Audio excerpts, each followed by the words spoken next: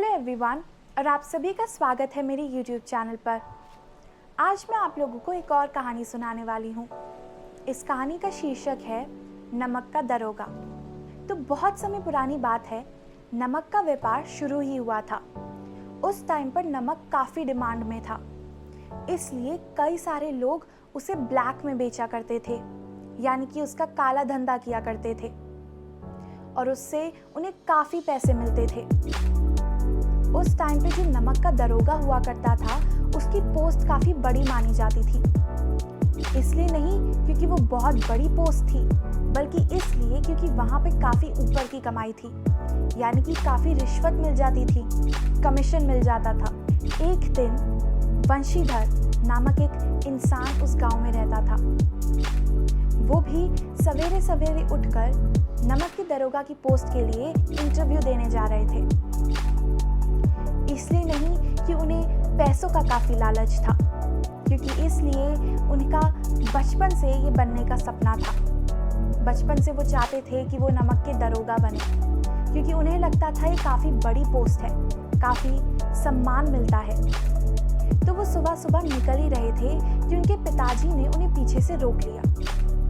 वंशीधर, ज़रा इधर तो आना, उनने आवाज़ लगाई। मुंशी वंशीधर उनके पास गए तो उनके पिताजी ने उन्हें कहा कि बेटा, अपनी पूरी जी जान लगा देना इसमें, क्योंकि तुम्हें तो पता ही है, 2 बहनें हैं, उनकी शादी करवानी है और घर पे वैसे ही कितना सारा लोन है। याद रखो कि ये जो सैलरी होती है वो तो थोड़े दिनों में ख़त्म हो जाती है, लेकिन ये जो ऊपर की कमाई होती है वो एक समुद्र की तरह होती है, हर बार तुम्हें मिलती ही रहती है। इसलिए पूरी जी जान लगा देना।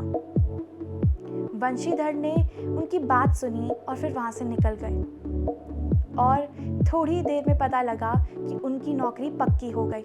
अब कुछ 6 महीने ही बीते थे और वंशीधर अपनी चेक पोस्ट पर अपने कुछ कांस्टेबल्स के साथ बैठे हुए थे। रात का समय था और वंशीधर अब सोने जा रहे थे। वो सो ही गए थे कि तभी उन्हें कुछ आवाज़ आई। उस चेक पोस्ट के बिल्कुल पास में ही यमुना बहती थी। उस यमुना के ऊपर एक ब्रिज था जो इस किनारे को उस किनारे तक जोड़ता था। उनको ऐसा लगा जैसे कि ब्रिज पर से कुछ घोड़ा गाड़ी लेकर निकल रहा है। उन्हें लगा कि इतनी रात को कौन जा रहा होगा, तो वो जल्दी से उठे, अपनी वर्दी पहनी, अपने पास एक बंदूक रखी और अपने कांस्टेबल को लेकर घोड़े पर बैठकर देखने के लिए निकल गए। जब वो ब्रिज पर पहुंचे तो उन्होंने देखा कि बहुत सारी घोड़ा गाड़ियां वहां से निकल रही थी। उन्हें रोका। कुछ देर के लिए तो एकदम सन्नाटा सा हो गया।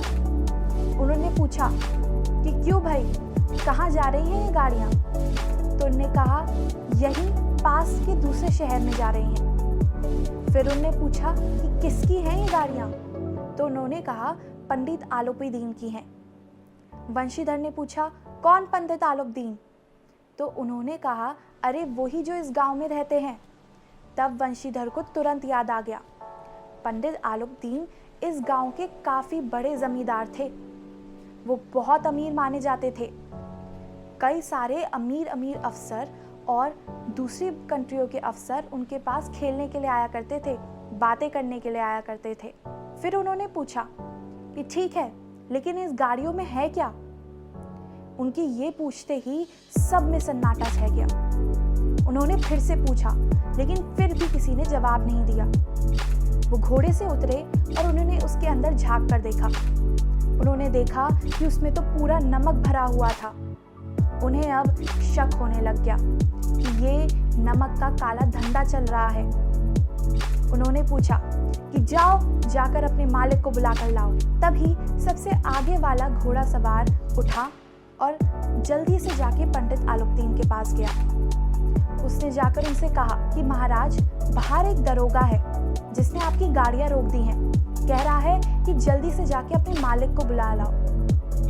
पंडित आलोपदीन हंसते हुए उठते हुए खड़े हुए। उन्होंने कहा कि चलो इसे भी देख लेते हैं। अब वो गए। उन्होंने जाके वंशीधर से कहा कि राम राम साहब, हमारे लिए क्या काम है?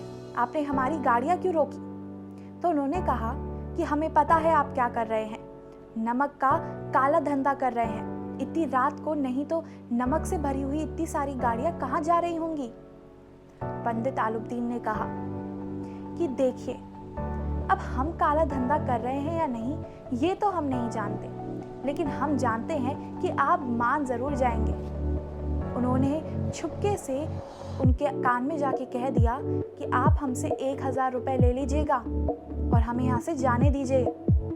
वंशीधर ने कहा कि बिल्कुल नहीं, 1000 क्या 1,00,000 रुपए भी दे दो, मैं यहाँ से बिल्कुल नहीं जाऊँगा।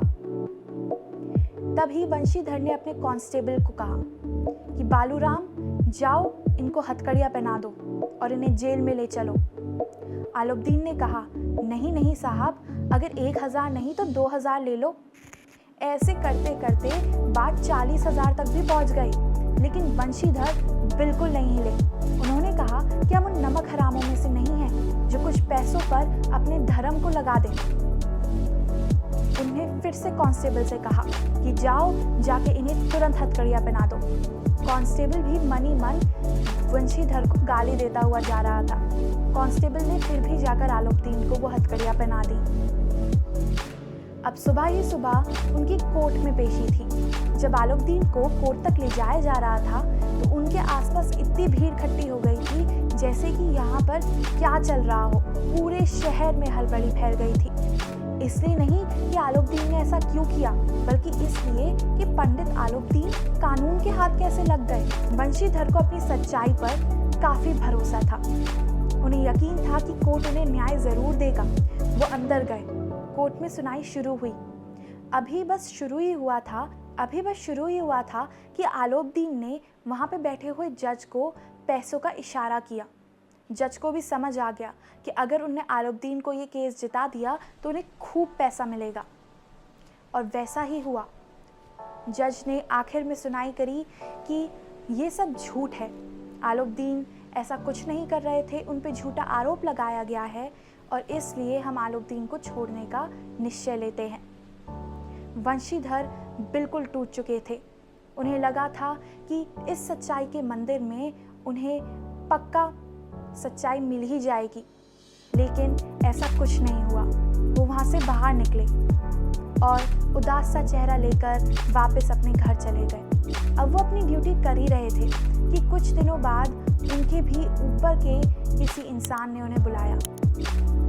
उनके जो हेड थे यानी कि उनके जो बॉस थे, उनने वंशीधर से कहा कि वंशीधर, तुमने हमारे काफ़ी बड़े जमींदार पर झूठा आरोप लगाया है, इसलिए हम तुम्हें नौकरी से निकाल रहे हैं। वंशीधर को ये सुनकर काफ़ी बड़ा झटका लगा, लेकिन वो कर भी क्या सकते थे। वो अपने घर चले गए और अपने बाप को जाकर ये सारी बातें बताईं। उनके पिताजी को भी खूब झटका लगा। उनने जोर से चिल्लाते हुए कहा कि मन तो ऐसा कर रहा है कि पत्थर से तुम्हारा सर भी फोड़ दूं और अपना सर भी फोड़ लूं। ऐसा भला कौन करता है। अच्छे खासे 40,000 रुपये तक बात पहुंच गई थी, ले लेते और उन्हें जाने देते। क्या जरूरत थी ऐसा करने की। अब तो नौकरी से भी निकाल दिए गए हो, पैसे कहाँ से आएंगे। वो उन्हें डांट ही रहे थे कि तभी उन्हें बाहर से घोड़ों की आवाज आई, जैसे कि कोई बड़ा आदमी आ रहा हो। थोड़ी ही देर में उनके दरवाजे के आगे आकर एक घोड़ा गाड़ी रुकी। उन्हें पता नहीं था कि उसके अंदर कौन है, लेकिन पंडित आलुद्दीन उससे बाहर आए। वंशीधर उन्हें तुरंत पहचान गए। उनके पिताजी भी उन्हें तुरंत पहचान गए और उनके सामने अपना सर झुकाते हुए, हाथ जोड़ते हुए कहा कि महाराज, मेरे बेटे की इस करतूत पर हमें माफ़ कर दीजिए। मुझे तो समझ ही नहीं आ रहा कि मैं क्या करूं। भगवान ऐसा बेटा किसी को ना दे। पंडित आलुद्दीन ने उनसे कहा कि नहीं नहीं, ऐसा मत कहिए। आपके बेटे तो काफ़ी अच्छे हैं। उन जैसा इंसान हमने अपनी पूरी ज़िंदगी में नहीं देखा। हमने तो बहुत कांस्टेबल, बहुत दरोगा देखे हैं जो पैसे पर यूं ही चले जाते हैं, लेकिन वो एकदम ईमानदार हैं। इसलिए उनके बारे में ऐसा बिल्कुल मत कहिए। उनके पिताजी ने उन्हें हाथ से अंदर आने का इशारा किया और बोले कि महाराज अंदर आइए, हमें अपनी सेवा का मौका दीजिए। वंशीधर भी आलुद्दीन के पास आकर बैठे और बोला, मुझे माफ़ कर दीजिए, जो भी मैंने किया, आप पर मैंने इल्ज़ाम लगाया। मुझे आपको वहीं छोड़ देना चाहिए था। लेकिन आलोकदीन ने कहा कि उस दिन जब मैंने तुमसे पैसे की बात करी थी तब तुमने वो नहीं लिया था, लेकिन आज मैं तुम्हें जो देने जा रहा हूँ उसके लिए तुम इनकार नहीं करोगे। वंशीधर को लगा कि ना जाने क्या देने जा रहे हैं। उन्हें कहा कि आपकी सेवा का जितना अवसर मिल जाए उतना मेरे लिए बहुत है। उसी समय आलोकदीन ने अपनी जेब से एक कागज़ निकाला और एक कलम वंशीधर के हाथ में दिया और कहा कि इसे पढ़ दो और इस पे दस्तखत कर दो। वंशीधर ने जैसे ही वो कागज़ पढ़ा, उनकी आंखों में आंसू आ गए। उस कागज़ में लिखा था कि आलोकदीन अपनी पूरी जायदाद और अपने सारे काम का उन्हें मैनेजर बना रहे हैं। 30,000 उनको मंथ के मिलेंगे और साथ ही साथ एक घर भी मिलेगा, गाड़ियाँ भी मिलेंगी। वंशीधर बहुत इमोशनल हो गए। उन्होंने आलोकदीन से कहा कि मैं इन सब के लायक नहीं, मैं वो इंसान हूँ जिसने आपके ऊपर आरोप लगाया। तब आलोकदीन ने कहा कि आप जैसा सच्चा और ईमानदार इंसान मैंने अपनी ज़िंदगी में नहीं देखा। ये तो मेरी गलती है कि मैं काले में धंधा कर रहा हूँ। उस दिन आपने मुझे पकड़ा था, लेकिन आज मैं खुद आकर आपको अपने आप को सौंप रहा हूँ। मुझे जेल भेज दीजिए और आप मेरे मैनेजर बन जाइए, मेरा सारा काम संभाल लीजिए। मुझे अब एहसास हो गया है कि मैं कितना गलत था और आप कितने सही थे। ये सब कहने के बाद आलोकदीन ने वंशीधर को मना ही लिया और वंशीधर ने उस कागज़ के टुकड़े पे दस्तखत कर दिए। तो ये थी आज की हमारी कहानी। इस कहानी से हमें ये शिक्षा मिलती है कि मेहनत की कमाई ही सबसे अच्छी कमाई होती है। कभी भी हमें किसी से भी रिश्वत नहीं लेनी चाहिए, हमेशा सच्चा रहना चाहिए और अपने धर्म का ही पालन करना चाहिए। कुछ पैसों कर अपने धर्म को नहीं छोड़ना चाहिए, एकदम सच्चाई के साथ अपना काम करना चाहिए। कभी भी ऊपर की कमाई नहीं लेनी चाहिए, क्योंकि जो इंसान सच्चा होता है, अपनी मेहनत की कमाई पर जीता है, उसकी ही इस पूरी दुनिया में सबसे ज़्यादा रिस्पेक्ट की जाती है और उसी के साथ सबसे अच्छा भी होता है।